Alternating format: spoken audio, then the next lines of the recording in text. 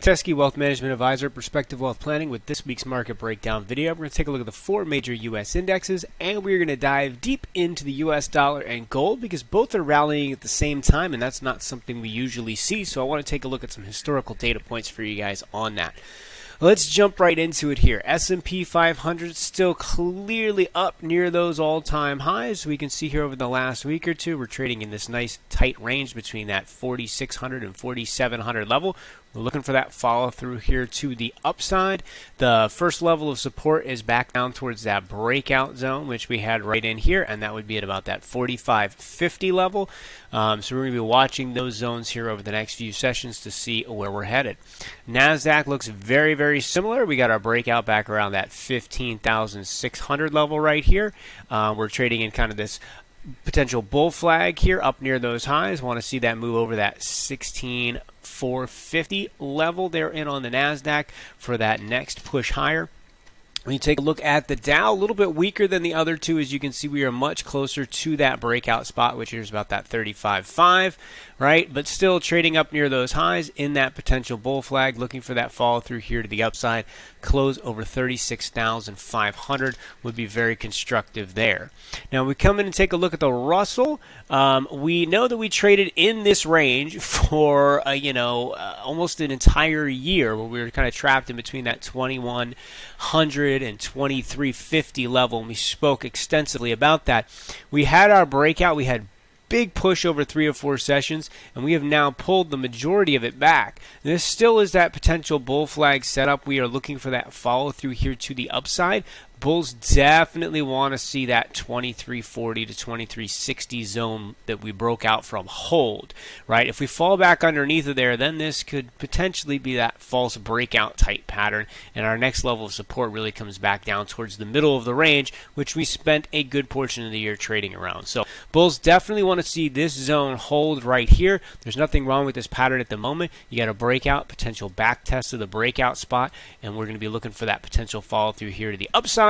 But what happens in the Russell, I've said it all year long, and I'm going to continue to say it again, I think is really, really important. I think if we hold this zone and make that bounce higher, that bodes very well for the market as a whole going into the end of the year.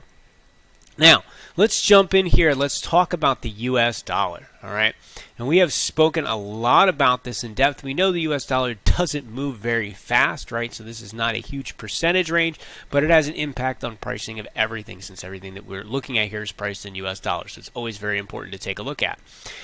We finally broke over that 95 level, and that 95 level goes back, and I mean, really it's important.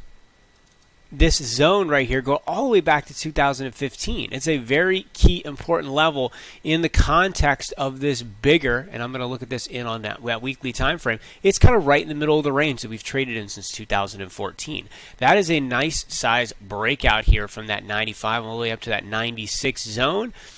We held that bottom end of support.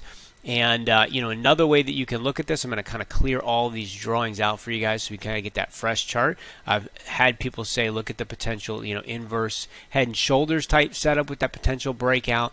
Bottom line, over 95, that certainly bodes well for the U.S. dollar. We're looking for that run back up towards that 100 zone. There is a little bit of resistance in there around that 98 level, but this is a potential bottoming setup that we have here in the U.S. dollar. Now, obviously, it hasn't broken out. We've got to look at it getting all the way back up above 103, which would be the true breakout. And again, the major level on the downside is that 88. But we have an interesting spot here where we have the U.S. dollar rallying, and we also have gold rallying at the same time. So here's that weekly chart of gold. The U.S. dollar broke out, and gold pushed at the same time, right? And we know there's still a lot of areas, of resistance-wise on the gold chart, that 1900, etc. But we usually do not see such a strong move out of the dollar, also followed by gold at the same time. So that is a very odd scenario. And let's look at the historical data points on this. Since 1975, there have only been 9 times when both the gold and the U.S. dollar market hit a 90-day high at the same time. And you can see where all of these are in on the chart. Now we'll look at what happens to the US dollar, and we'll also take a look at what happens to gold in those 9 previous examples. When we look at the other 9 instances where this has occurred since 1975, it has bode very negatively towards the U.S. dollar 6 months out and a year later. Both of those a very negatively skewed risk to reward for the bulls, where only 1 year was positive out of the 6 month time frame, and 2 were positive on the 1 year, and that was 2015 occurrence.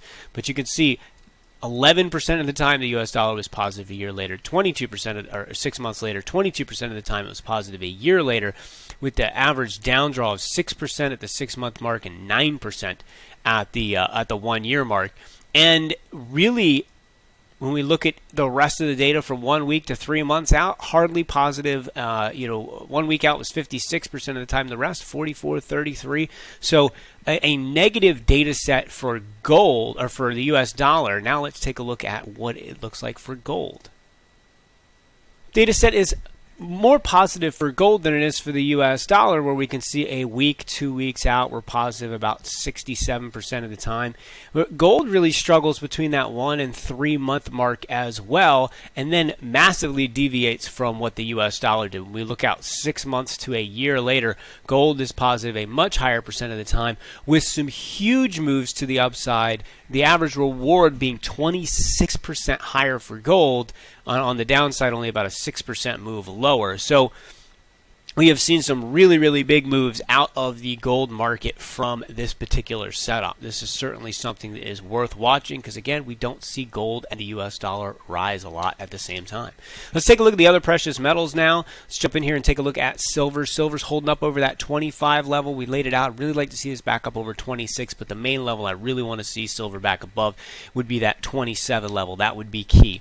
We take a look in at palladium. Here we go. We are right back to that really, really important level. We laid this 2200 level out. We've seen the importance of the price action here over the last couple of months. A move back above that 2200 level puts 2500 back on deck. This was the strongest of the metals up until about June, and then it really fell off a cliff. But if you notice, and we've talked about it a bunch of times, it held the major support level back down here. It made a nice bounce. Now it's put in a higher low. When we look at this over the last month or two, here's our low, here's our higher low. We've got the potential to put in that higher high and turn this into kind of an upward channel. And if it gets back up over that 2200, it opens the door back up for 2500. So we're paying very close attention to what's going on in this market. Platinum, we've had that nice push up. We're back right around that 11,000 mark. I want to see it up over 1140. That's the key middle ground zone here on the platinum market here over the last year and a half. Above 1140 puts that 1300 zone back on play. We take a look in at copper. Copper is continuing to have those up and down gyrations inside the context of this 4 to 450 range. We traded up a little bit above it, not able to make that breakout a couple of weeks back down into the range. Copper has not really gone anywhere since that big push at the beginning of the year into February and March, kind of just trading sideways. So we're continuing to watch this market.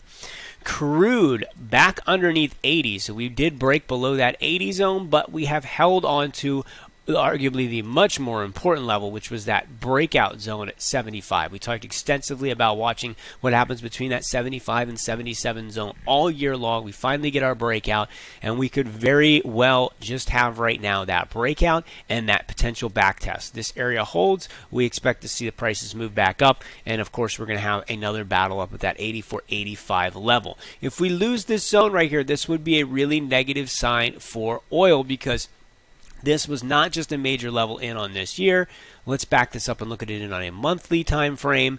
This goes all the way back to 2018. It also goes all the way back to 2012. That 74-75 zone there in on oil has multiple important price action areas from the last decade and a half. So this is really, really key. Bulls do not want to lose this zone.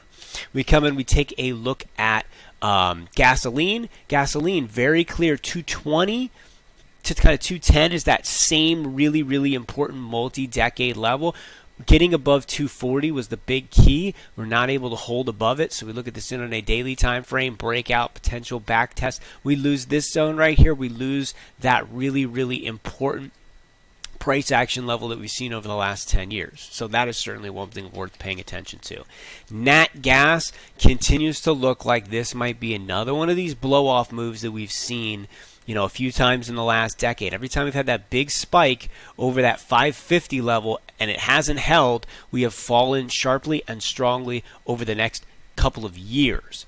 All right, we're having huge price swings on a daily basis on natural gas, where we're seeing moves from 470 to 540, a 15% move in a 24-hour period, followed by a 11% move back down in the other direction. A very volatile market. We know that it's always been a very volatile market, but bulls got to get this thing back up over 550 as we head into the winter, or they really run the risk of this thing falling all the way back down to 340. And again, this just kind of being that blow-off move. As always, I hope you guys found this content useful.